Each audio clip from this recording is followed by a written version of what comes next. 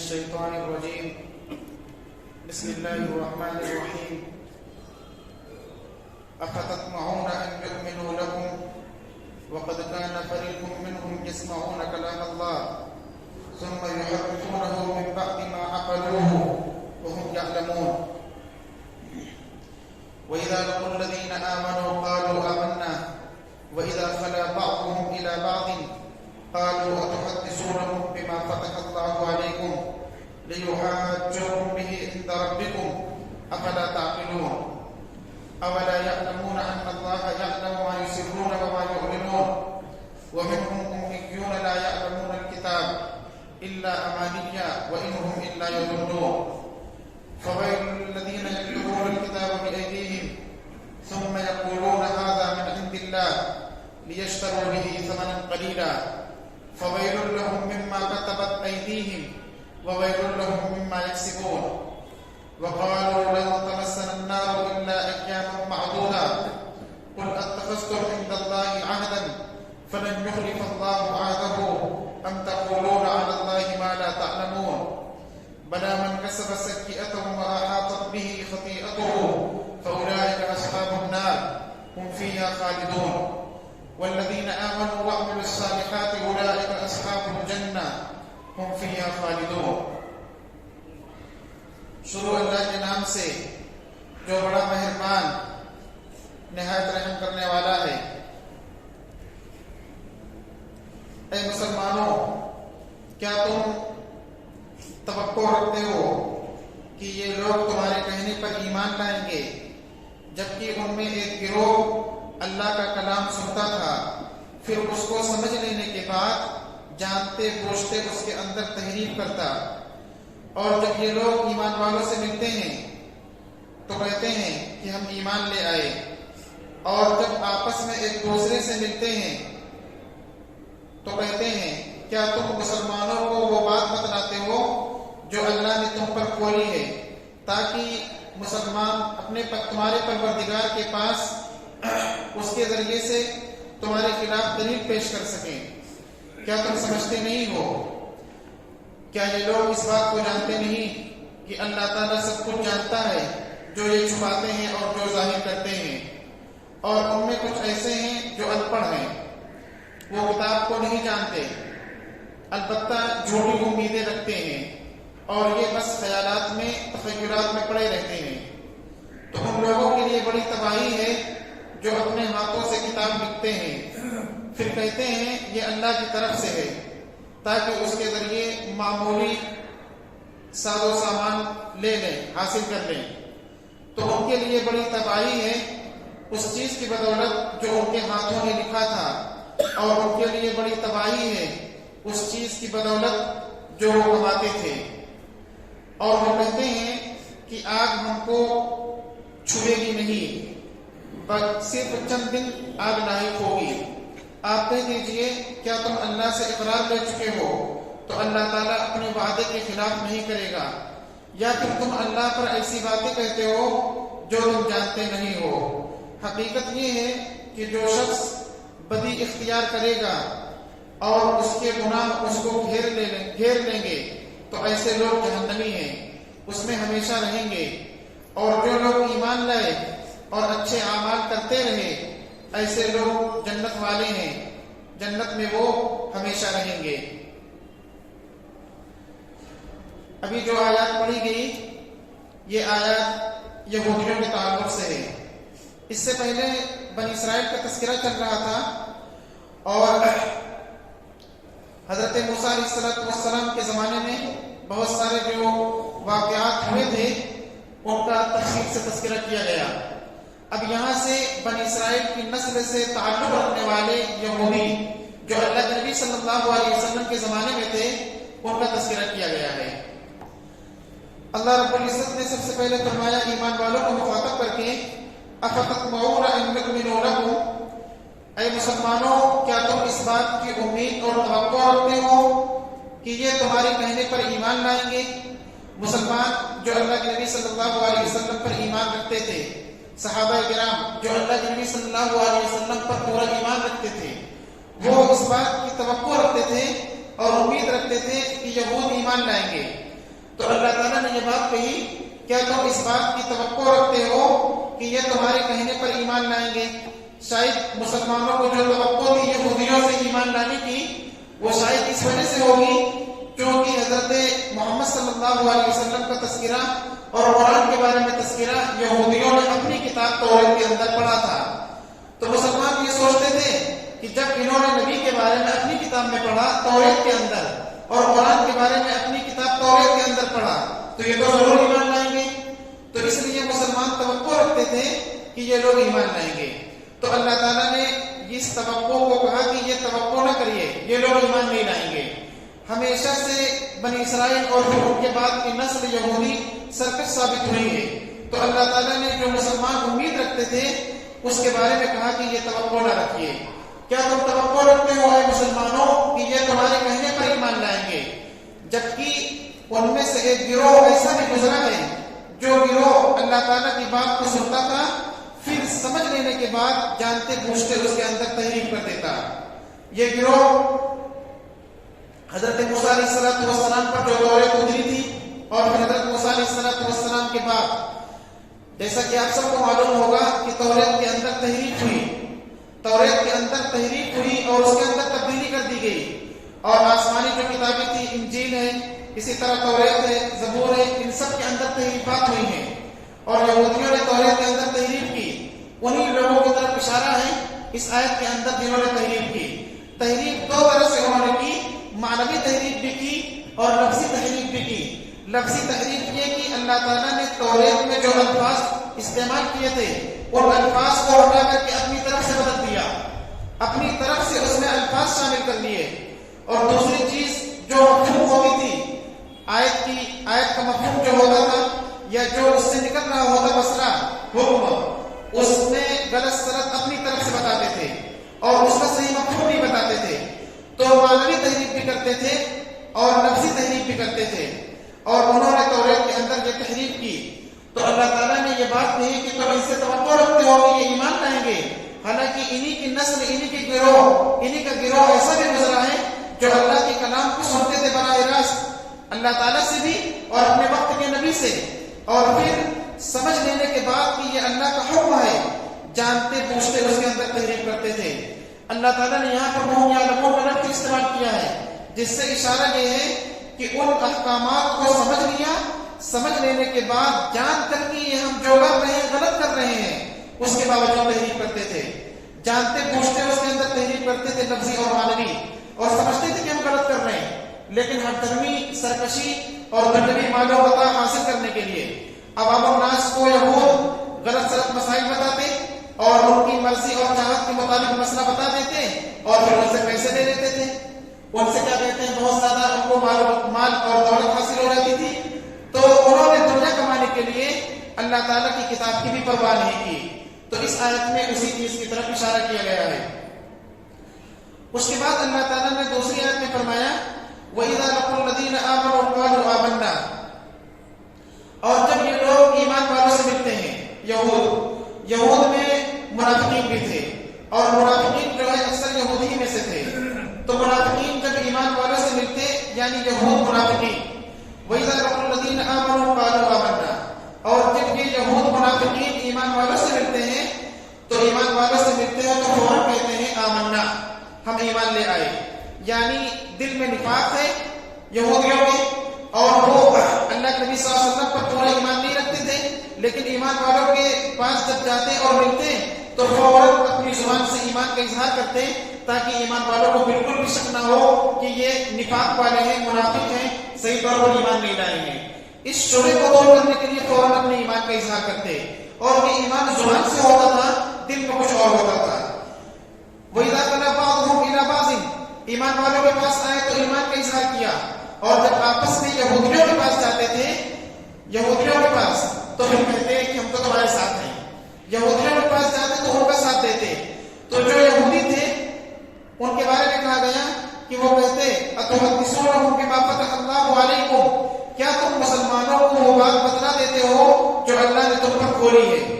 کیا تم مسلمانوں کو وہ بات بتلا دیتے ہو جو اللہ نے تم پر کھولی ہے۔ منافق یہود جو اللہ کے نبی صلی اللہ علیہ وسلم پر ایمان لانے کا دعویٰ کرتے تھے، تو کبھی کبھی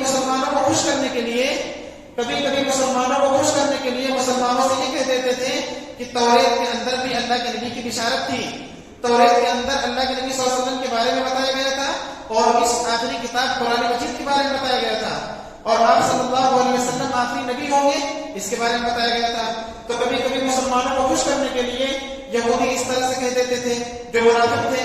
تو دوسرے یہود جو ایمان نہیں لائے تھے وہ ان منافق یہودیوں سے کہتے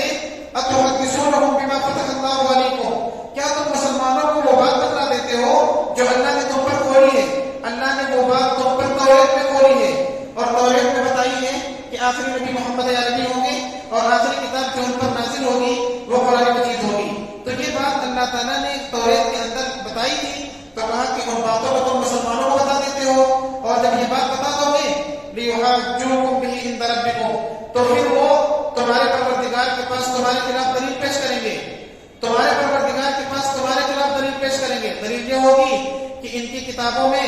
اللہ کے نبی صلی اللہ علیہ وسلم کا تذکرہ تھا اور قرآن کا تذکرہ تھا، اور جانتے تھے کہ آخری نبی محمد عربی ہوں گے اور آخری کتاب قرآن مجید ہوگی، اور جو شخص کامیابی و کامرانی چاہتا ہوگا تو ان دونوں پر ایمان لانا ضروری ہوگا، لیکن پھر بھی ایمان نہیں لائے تو ان کے خلاف حجت بن جائے گی۔ اس لیے کہا کہ ان کو بتاتے ہو ایسی بات جو اللہ تعالیٰ نے تم پر کھولی ہے، اور پھر یہ تمہارے پروردگار کے پاس تمہارے خلاف حجت پیش کریں گے۔ افلا تعقلون، کیا تم سمجھتے نہیں ہو؟ یعنی یہود منافق یہود کو بولتے تھے کیا تم سمجھتے نہیں ہو، اس لیے تم مسلمانوں کے پاس جایا کرو تو اس طرح کی بات نہ بتایا کرو جو مخفی اور پوشیدہ بات ہے۔ اس کا جواب اللہ تعالیٰ نے یہ دیا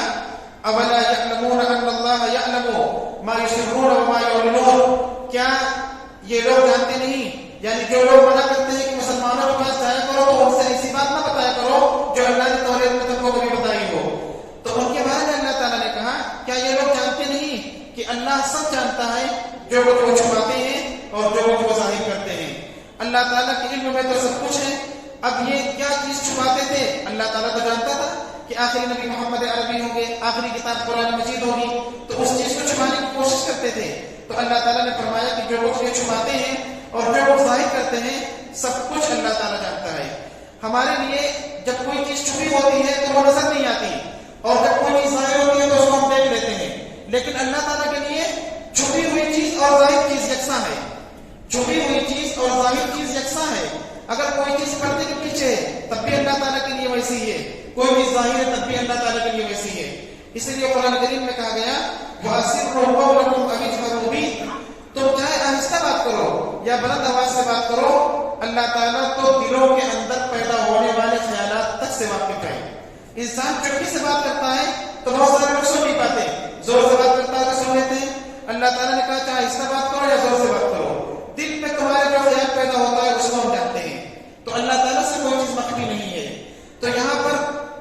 ان لوگوں کو تنبیہ کی گئی جو اس طرح سے کرتے تھے۔ اس کے بعد اللہ نے فرمایا وَمِنْهُمْ أُمِّيُّونَ لَا يَعْلَمُونَ الْكِتَابَ إِلَّا أَمَانِيَّ وَإِنْهُمْ إِلَّا يَظُنُّونَ، پیچھے یہودی علماء کا تذکرہ تھا جو جانکار لوگ تھے اور جانتے بوجھتے توریت کے اندر تحریف کرتے تھے اور اس کے رد و بدل کرتے تھے۔ اب یہاں پر ان کی عوام کا تذکرہ ہے جو لوگ پیسے دیتے تھے اور مسئلے مسائل حاصل کرتے تھے، اور تو ان کے بارے میں اللہ نے فرمایا وَمِنْهُمْ أُمِّيُّونَ، اور ان میں کچھ ان پڑھ لوگ ہیں، یہودیوں میں کچھ ان پڑھ لوگ ہیں لا یعلمون الکتاب، جو کتاب کا علم نہیں رکھتے، یعنی توریت کا علم وہ نہیں رکھتے۔ تو کچھ پڑھے لکھے لوگ تھے ان کا تذکرہ اس سے پہلے ہوا، اور کچھ لوگ پڑھے لکھے نہیں تھے ان کا تذکرہ اب ہو رہا ہے۔ تو اللہ نے فرمایا کہ وہ کتاب کا علم نہیں رکھتے، کچھ ایسے لوگ بھی جو ان پڑھ ہیں۔ تو ان پڑھ لوگ پڑھے لکھے لوگوں سے پوچھیں گے تو پڑھے لوگوں کی لیے ذمہ داری ہے کہ وہ صحیح بات بتائیں، تاکہ جو پڑھے لکھے لوگ نہیں ہیں ان تک صحیح بات پہنچ جائے۔ لیکن یہودی علماء جو تھے وہ غلط سلط باتیں بتاتے تھے اور غلط سلط مسئلے بتا کر ان سے پیسے حاصل کرتے تھے، اور ان سے یہاں تک بتا دیا تھا کہ جنت میں ہر یہودی داخل ہوگا، جنت میں ہر یہودی داخل ہوگا، اور تم کچھ بھی کرتے رہو تمہاری بھی جنت طے ہے۔ تو اللہ تعالیٰ نے یہ بات ارشاد فرمائی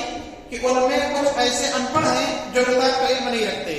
الا امانیہ، البتہ جھوٹی امیدیں رکھتے ہیں، جھوٹی امیدیں وہ رکھتے ہیں، وَإِنْهُمْ إِلَّا يَظُنُّونَ، اور یہ تخیلات میں پڑے رہتے ہیں۔ اب الناس کے تعلق سے کہا گیا کہ وہ جھوٹی امیدیں رکھتے ہیں، تخیلات میں پڑے رہتے ہیں۔ یہودی علماء نے ان کو یہاں تک کہہ دیا تھا کہ سب کے سب کیا کہتے ہیں بخش دیے جاؤ گے، اور تمہارے لیے مغفرت ہو جائے گی، تم جہاں جو کچھ کرو اللہ تعالیٰ نے جنت طے کر دی ہے، جنت فکس کر دی ہے۔ اور یہاں تک انہوں نے کہا وقالت اليهود والنصارى نحن ابناء الله واحباؤه، یہودیوں نے بھی کہا، عیسائیوں نے بھی کہا ہم اللہ کی چہیتے ہیں، اللہ کے محبوب ہیں۔ دوسری جگہ قرآن میں کہا گیا ہے لن يدخل الجنة الا من كان هودا او نصارى، جنت میں وہی داخل ہوگا جو یہودی ہوگا یا عیسائی ہوگا۔ انہوں نے اس طرح سے عوام الناس کو بہکایا اور ان کو غلط راستے پر ڈال دیا، تو عوام الناس بہک گئی۔ انہوں نے کیا کہتے ہیں جھوٹی امیدیں اللہ تعالیٰ سے لگائی کہ جو کچھ ہم کرتے رہیں اللہ تعالیٰ کے یہاں بخش دیے جائیں گے اور ہم کو اس کی سزا نہیں ملے گی۔ تو اللہ تعالیٰ نے آگے اس کے بعد فرمایا جو لوگ اس طرح سے بہکاتے تھے علماء، ان کے بارے میں کہا فَوَيْلٌ لِّلَّذِينَ يَكْتُبُونَ الْكِتَابَ بِأَيْدِيهِمْ، ان لوگوں کے لیے بڑی تباہی ہے، بڑی بربادی ہے جو لوگ اپنے ہاتھوں سے کتاب کو لکھتے ہیں،